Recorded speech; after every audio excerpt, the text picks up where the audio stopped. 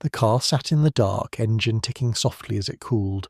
Across the street, a quiet family home in Yardley, Birmingham, glowed with the soft yellow light of a bay window.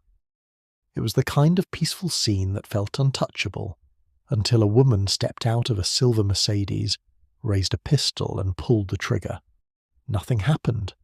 The man inside the black Audi SUV across the driveway saw the movement, felt the threat, and reacted on instinct.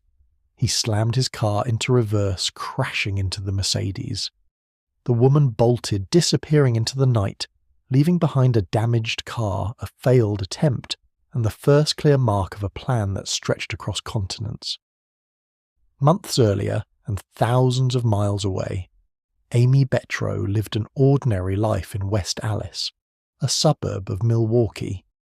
Born on August 27, 1979, and raised in Stevens Point, Wisconsin, she grew up after her parents, Stephen Betro and Jeannie Johnson, separated. She graduated high school in 1996, studied early childhood education at a technical college, and eventually worked selling tickets for the Milwaukee Brewers. Nothing about her life suggested it would one day intersect with gunfire in a quiet English neighbourhood. That changed in September 2018, when she met a man online who called himself Dr. Ice. His real name was Mohammed Nazir. He lived in Derbyshire, England. Their messages turned into long conversations, and those conversations became a romantic connection. By Christmas Day 2018, Amy flew to London to meet him in person. They spent the night together, sealing a relationship that would soon drag her into something far darker. Nazir carried his own history, one marked by anger and a lingering grudge. In July 2018, he and his father, Muhammad Olam, had been involved in a heated dispute with a Birmingham businessman named Ozat Muhammad, who owned a bridal boutique. The argument, reportedly over the price of a suit, spiraled into violence. Windows were smashed. During the chaos, Olam suffered a brain injury. Nazir didn't let it go. By the summer of 2019, Amy's role in his revenge plan began to take shape. On August 22, 2019, Amy landed in Manchester. From there, she took a train to Birmingham Airport and rented a car. When she met Nazir, he slid into the driver's seat. Moments later, the rental vehicle crashed into two others, one driven by Nazir's father and another by a female friend. Nazir fled. Amy told authorities she had been the one driving. Insurance claims followed. Police later believed the crash was staged. But the collision was only a prelude. Nazir wanted Ozat Muhammad and his family to feel the same fear and pain he believed they had caused. Amy's attention shifted toward Ozat. She called him after finding an online ad for a vehicle he was selling, pretending to be an interested buyer. Ozat was confused. He hadn't listed a phone number. The approach failed, so Amy tried something else. On September 7th, 2019, she walked into a car dealership and bought a used Mercedes E240. She didn't use her real name. She signed the paperwork as Becky Booth. That evening, she drove through the Yardley area of Birmingham, past the home of Ozat and his family. She parked nearby and waited. At 8:10 p.m., Ozat's son, Sikander Ali, pulled into the driveway in his black Audi SUV. Amy stepped out of the Mercedes. She approached the vehicle. She raised a 9mm pistol. She pulled the trigger. The gun didn't fire. Sikander reacted instantly, reversing into her car and forcing her to retreat. Amy fled in the damaged Mercedes and abandoned it a short distance away. Just after midnight on September 8th, 2019, Amy called for a taxi. Hi, can I get a taxi? Pick it up from where? Okay, can I have your name? Becky. Sahi. Yeah. Where are you going to? Eastham Grove. This time she wasn't aiming for a person. The cab dropped her near the same house.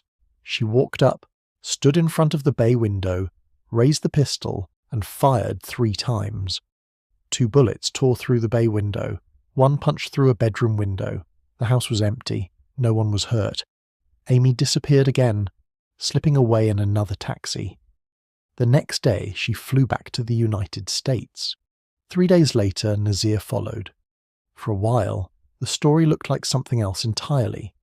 The couple travelled across the US, Los Angeles, San Francisco, Seattle, even a stop near Area 51 in Nevada. Photos, smiles, and road trip energy hid what had just happened in Birmingham. But they weren't done.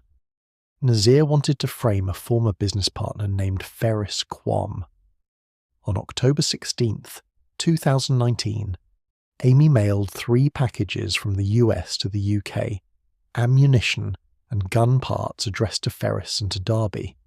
Then Nazir tipped off the police, hoping they would intercept the packages and arrest Ferris. The plan backfired. When Nazir returned to England in October 2019, he was arrested. Police went back to the abandoned Mercedes. Inside, they found a black glove. On it, Amy's DNA. The dealership confirmed the car had been sold to a short, heavy-set American woman. The alias, Becky Booth, didn't hide much. Investigators also found Amy's DNA on the packages mailed to Ferris. Amy knew the net was closing. She ran. Her escape took her to Armenia. For a while, it worked. Then, she posted on Instagram. That was enough. In July 2024, police tracked her down and arrested her. Nazir was convicted in November 2024. Among the charges, conspiracy to murder. He was sentenced to 32 years in prison. His father, Aulam, was also convicted and received a 10-year sentence. Amy went on trial in July 2025. She denied everything. She said it was a coincidence that she appeared on CCTV footage near the crime scene minutes after the shooting. She claimed it must have been another American woman who bought and drove the Mercedes. The jury didn't believe her. On August 12th, 2025, Amy Betro was convicted of conspiracy to murder, possession of a self-loading pistol with intent to cause fear of violence, and fraudulent evasion of ammunition import laws. She was sentenced at Birmingham Crown Court to 30 years in prison. Additional sentences, 6 years for the firearm offence and 2 years for importing ammunition, were ordered to run at the same time. The main sentence stood. What began as a late-night message on a dating app ended with gunfire in a quiet neighbourhood, a trail of DNA across 2 countries, and a prison term that would stretch across decades. The road trip photos, the fake names, the abandoned car, the bullets through empty windows, all pieces of a story that crossed oceans before it finally stopped at a courtroom door.